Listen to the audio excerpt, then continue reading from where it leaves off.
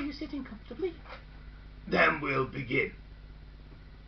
Once upon a time, in the far-off land of FolkHampton, pretty much everybody was happy. The folk singers were happy. The beer makers were happy. The beard trimmers were happy. The instrument makers were all happy. Everyone was happy. Well, nearly everyone. The problem is, there was a very handsome prince who made his dad sad. Why did he make his dad sad?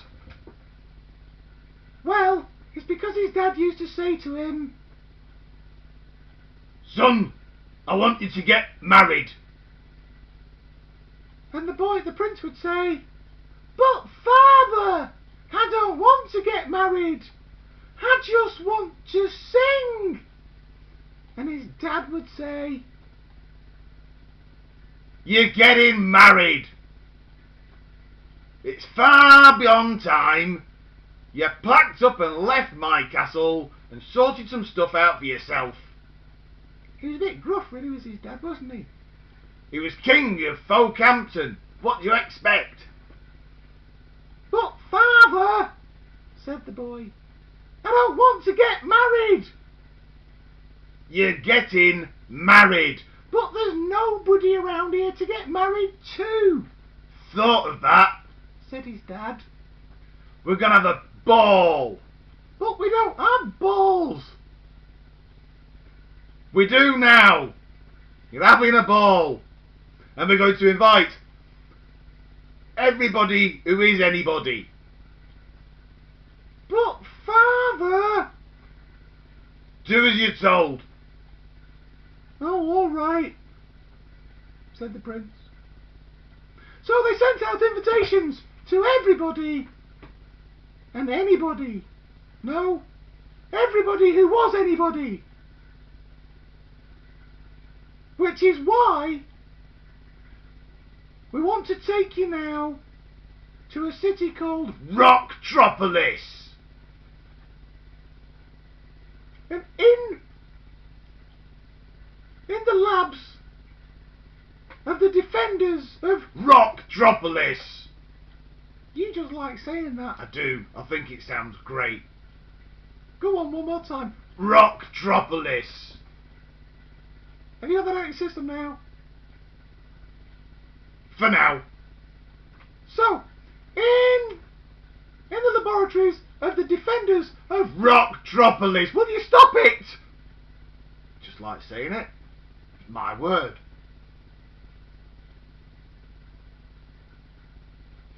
In the laboratories of the defenders of Rocktropolis. I was going to say that. I know you were going to say that, but you can't now. There were three little girls.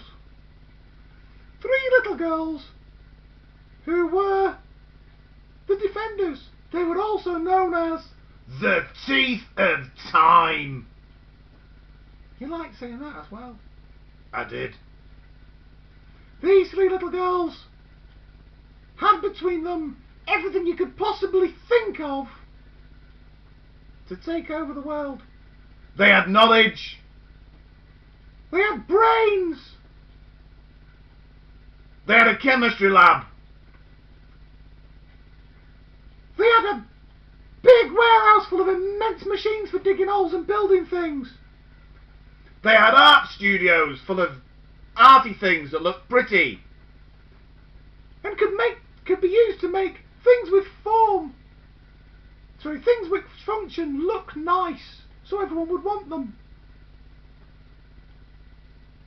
These three little girls also would spend their time monitoring awesome equipment for nasty threats. Threats to Rocktropolis. Will you stop that? Do I have to? For now, yes.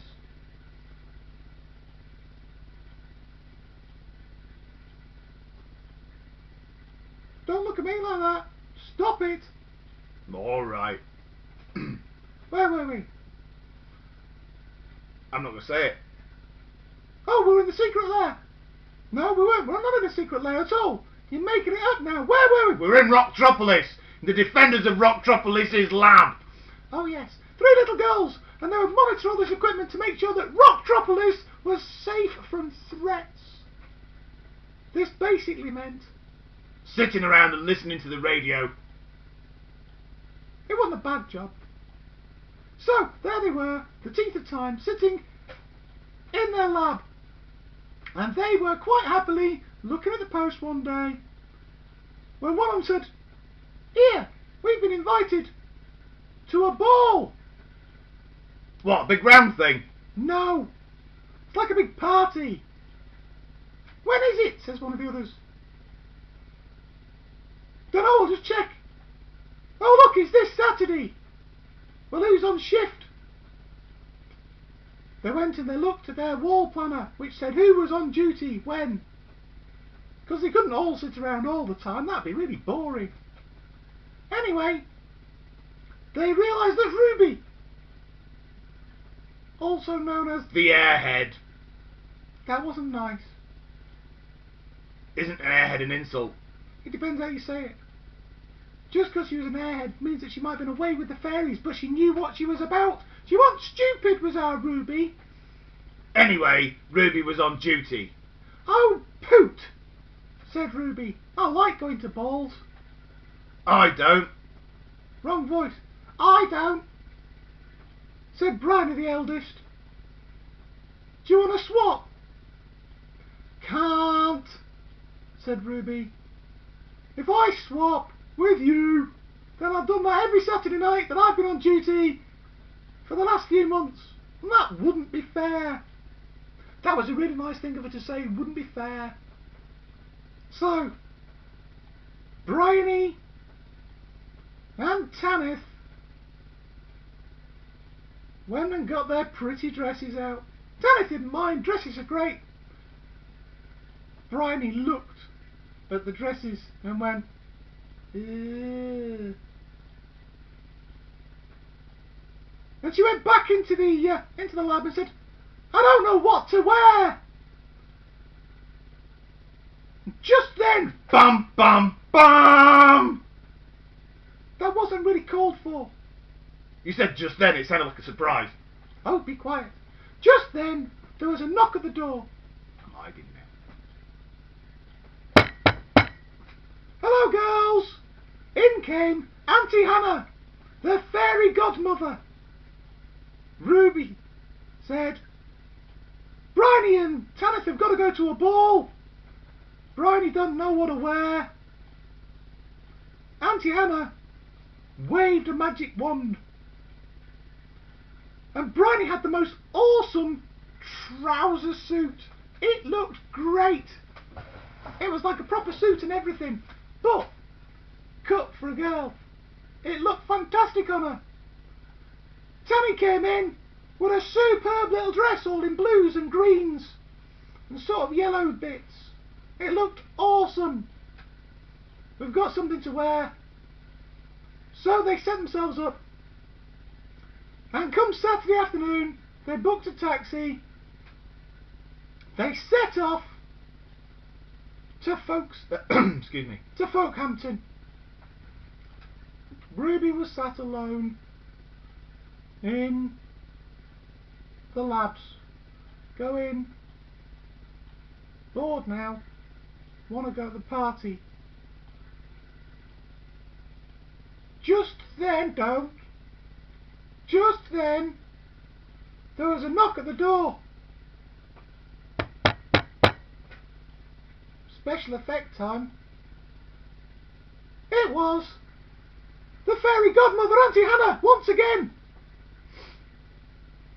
"Oh, Ruby." That's not a very good Hannah voice, is it? Thinking about it. That's my voice. Thinking about it. That's not really it. "Will you do what you're told, like?" That sounds awful. That's great. "Ruby, Ruby, you shall go to the ball." "Oh, but who's going to watch that? Who's going to sit here and listen to the airwaves?" "I'll do it for you. I've got an out to wear. Magic wand time. Poof! and Ruby was turned into a pumpkin. Pumpkins don't talk. Thankfully, Auntie Hannah noticed this. Wrong one, sorry. Poof! And Ruby was turned into a ruby again, but with the most awesome dress. It crackled with electricity. It was stunning. "Oh, I've outdone myself this time," said the fairy godmother. "How am I going to get there?" "Well, sorry, magic wand time." Auntie Hannah waved the magic wand. Poof! Ruby vanished. Thankfully, Ruby reappeared just outside FolkHampton's palace. Let's cut scenes. Let's go back a little bit. Sorry, I'm just going to walk away. Imagine the palace. Imagine lots of people who were somebody in the palace. Imagine the king sitting there up on his throne. Can I sit on the throne now? Yes. Imagine the prince being forced to greet people when what he really wanted to do was sing. In the far corner there was a four-piece playing away lovely folk songs. There was a man at the door who'd read everybody's of nights and shout out who was coming in. It was great. He stood there, he shouted, Bryony and Tanith, my voice, Bryony and Tanith, defenders of Roxville. No, they weren't. Sorry, defenders of Rocktropolis. Teeth of Time. And they walked in. Mysterious stranger. She walked in.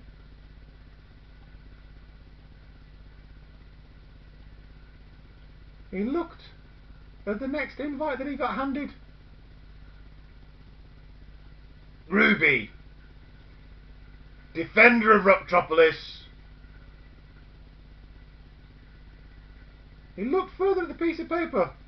Teeth of Time. He looked a bit further down. Cue dramatic music and lighting effects. The room went silent. All the lights went down. 2 spotlights, a gout of smoke, and suddenly Ruby was there, looking awesome. Strobes fired around the room. Thunder roared from somewhere, but we're not quite sure where. Sorry. Where were we? Thunder. Oh yes, thunder. So thunder roared. Explosions happened by the doors. Anyone think that Bryony had been there and pre-prepped all of this, but she hadn't. Ruby stepped into the room. The prince's eyes popped out of his head on stalks. His jaw dropped. His tongue fell and rolled across the floor.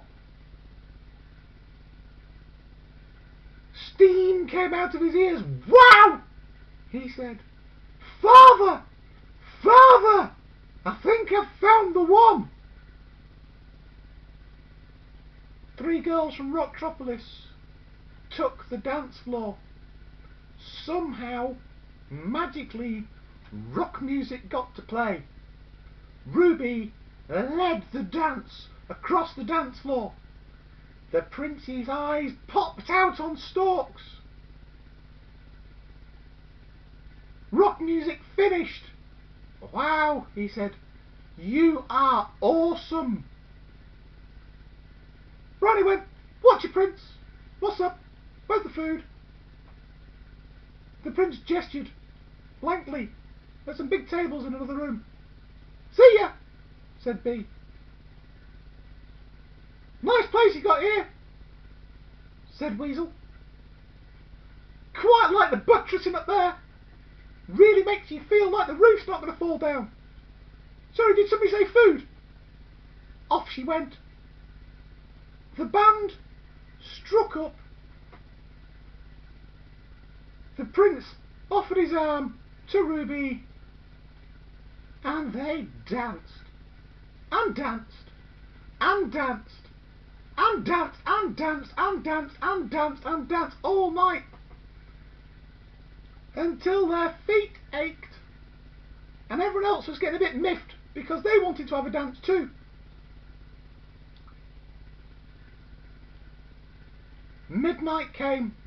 Normally in a ball like this, you'd expect something horrible to happen, like Ruby dropped a slipper and ran away going, "Oh no, I'm going to turn back into a pumpkin."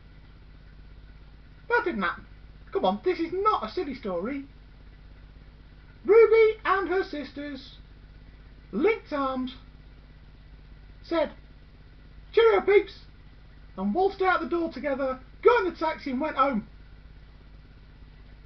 The prince said, "Father, Father, I think I've found the one I want to marry."